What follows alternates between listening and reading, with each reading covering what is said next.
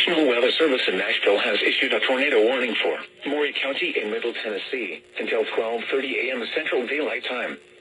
At 11:58 p.m. Central Daylight Time, a severe thunderstorm capable of producing a tornado was located near Mount Pleasant, or 13 miles west of Columbia, moving east at 40 miles per hour. Hazard, tornado and quarter-size hail. Source, radar indicated rotation. Impact, flying debris will be dangerous to those caught without shelter. Mobile homes will be damaged or destroyed. Damage to roofs, windows, and vehicles will occur. Tree damage is likely. This dangerous storm will be near Columbia and Mount Pleasant around 12:05 a.m. Central Daylight Time. Other locations impacted by this tornadic thunderstorm include Williamsport, I-65 east of Columbia, Culleoka, and Hampshire.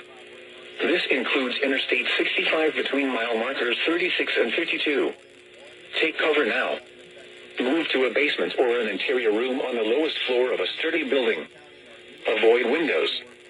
If you are outdoors, in a mobile home, or in a vehicle, move to the closest substantial shelter and protect yourself from flying debris.